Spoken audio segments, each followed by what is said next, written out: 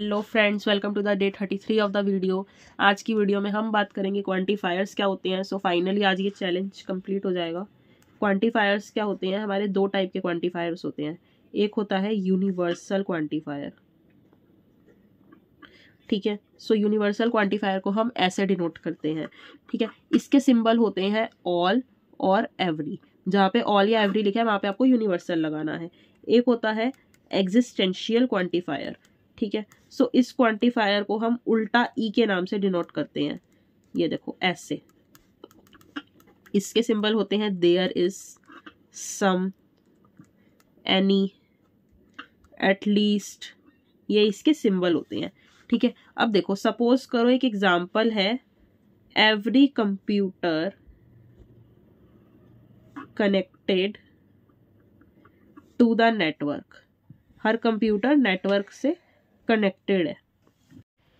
सो इस केस में आपको क्या करना है? एवरी के केस में, एवरी यहाँ है तो आपको यूनिवर्सल क्वांटिफायर यूज करना है, ठीक है। यूज करेंगे हम यूनिवर्सल, ठीक है। अब देखो, यूनिवर्सल क्वांटिफायर यूज करोगे, ठीक है। अब यहाँ पे कोई वेरिएबल गिवन नहीं है तो आप कोई भी वेरिएबल यूज कर सकते हो। यूनिवर्सल का साइन ये है, एवरी कंप्यूटर, कंप्यूटर को मैंने एक्स से डिनोट किया, ठीक है। आपको यहाँ पे लिखना है कि let computer equals to x, ठीक है। जब हमारा फिर यहाँ पे नेटवर्क है तो नेटवर्क को हम एन ले सकते हैं, ठीक है। यहाँ पे क्या है? एग्जिस्टेंशियल हमारा है, लेकिन एग्जिस्टेंशियल के लिए हमारे यहाँ पे कोई है ही नहीं हमारा सिंबल।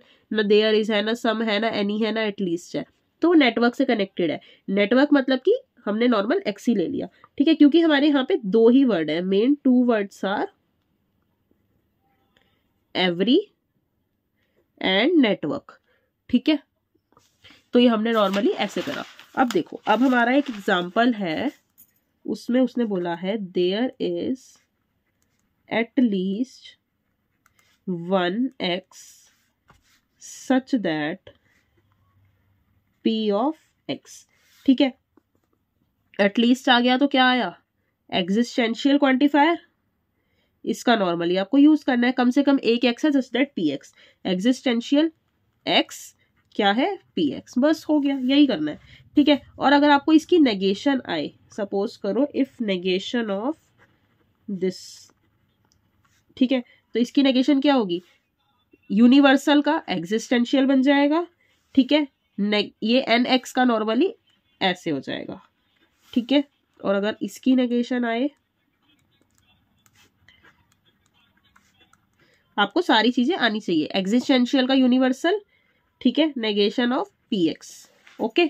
सो अब आपको क्या करना है? एक क्वेश्चन है एग्जाम का, राइट करो मैथमेटिकल नोटेशन, ठीक है। क्वांटिफायर का क्वेश्चन है ये आपको लिखा नहीं होगा, ये क्वांटिफायर का है।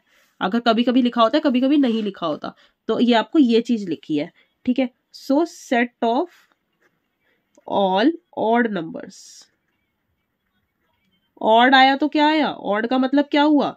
यूनिवर्सल, ठीक है। सो यूनिवर्सल के केस में ये होता है, ठीक है। अब ऑड नंबर्स क्या होते हैं? 2x + 1, 2n + 1 होते हैं ना, तो हम इसमें x यूज कर रहे हैं, ठीक है। नेक्स्ट है set of all natural numbers होस square is more than 26,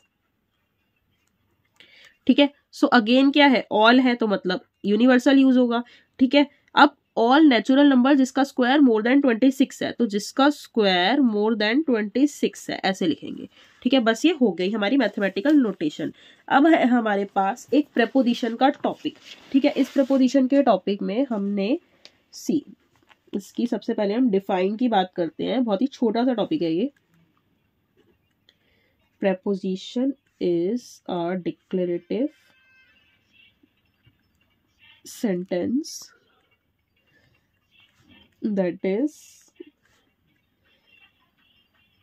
that declares a fact, जो कि एक फैक्ट डिक्लेयर करता है। that is either universally true or universally false, but not both, ठीक है।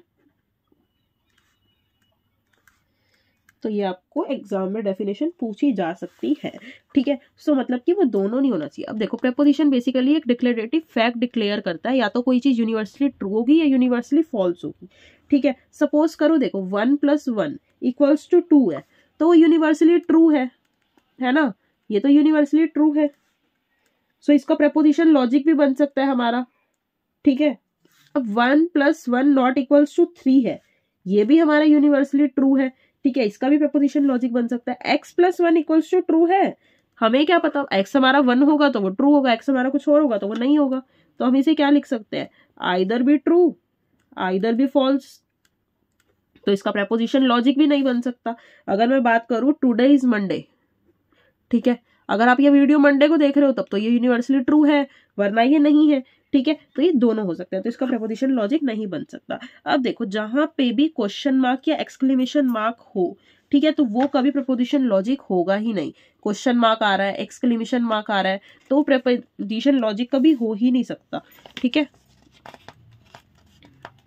तो अब हम इस केस में हमें क्या करना है, अब देखो सबसे पहले एक और क्वेश्चन आता है इसमें, इस वाला का बस इतना ही है। इस वाले केस में आपको प्रेपोजिशन लॉजिक नहीं बनाना, कुछ भी नहीं बनाना। अब एक लास्ट टॉपिक है इंटीजर पार्टीशन। इंटीजर पार्टीशन क्या होता है, is a way of writing a given positive integer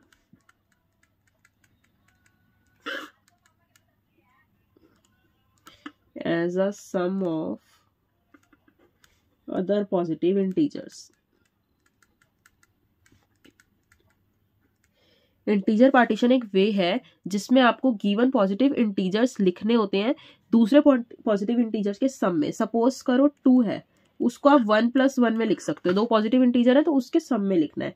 3 है, उसको आप 1 + 1 + 1 लिख सकते हो, ठीक है, या फिर उसको आप 2 + 1 भी लिख सकते हो, ये ऐसे, ठीक है। सो अब आपको क्या, आपके पास ना एक क्वेश्चन आया है, देखो राइट, ये कुछ ऐसा नेसेसरी टॉपिक नहीं है बट मैं आपको करा रही हूँ क्योंकि आपके सिलेबस में है, तो कभी कभी आ भी जाता है, ठीक है। ऑल्सो 8 के पार्टीशन लिखने हैं, also find P8 4 and P8 7, ये आपको फाइंड करना है। तो देखो जब आपको 8 के पार्टीशन लिखने हैं तो आपको सबके लिखने हैं। अब देखो 1 का पार्टीशन क्या हो सकता है, नॉर्मली 8 ही हो सकता है, ठीक है, इसको कोई हो ही नहीं सकता क्योंकि हमें 8 बनाना है ना। तो देखो अब 2 के पार्टीशन 2 + 6 4 + 4 ऐसे लिख सकते हो, ठीक है। 3 से अगर हम बनाना चाहें 8 तो क्या बनेगा,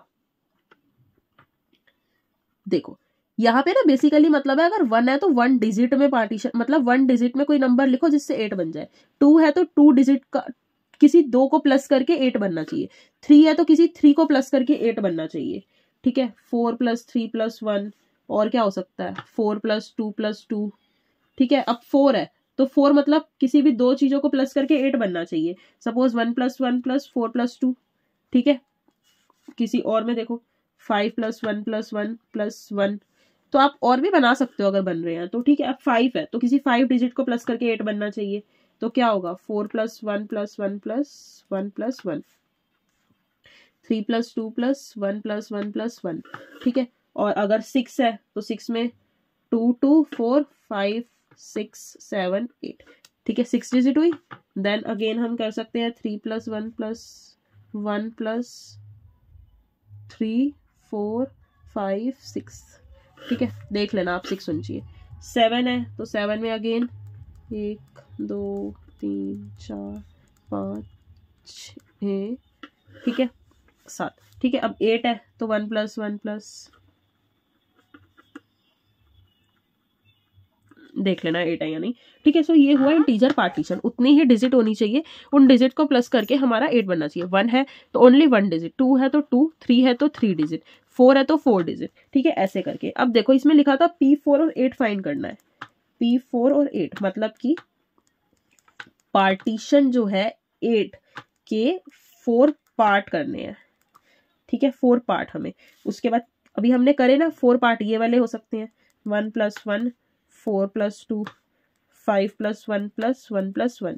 अब और क्या फाइंड करना था, 7 पार्ट, तो 7 पार्ट अभी मैंने बताया ना,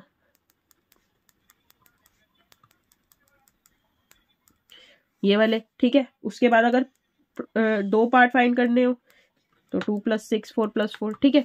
सो ये बेसिकली जितने हैं उतना सम लाना है और जितने हैं उतनी डिजिट्स में लिखना है, ठीक है। सो फ्रेंड्स, आज की वीडियो में हमारा ये सबसे बड़ा चैलेंज खत्म होता है, डे 33 चैलेंज, ये हमारा फिनिश होता है, ठीक है। अगर आप लोगों को ये चैलेंज अच्छा लगा हो, मेरी सारी वीडियोस पसंद आई हो, तो प्लीज एक ऑनेस्ट सा फीडबैक मेरे चैनल के कमेंट्स में लिख देना। आई होप सो आप लोगों को ये सब पसंद आया होगा, समझ भी आया होगा मोस्ट इंपॉर्टेंटली, ठीक है फ्रेंड्स। तो wish you very all the best for your exam. So good bye, take care. मैं और वीडियो जरूर लाऊंगी नेक्स्ट सब्जेक्ट्स के लिए, तब तक के लिए बाय बाय, टेक केयर।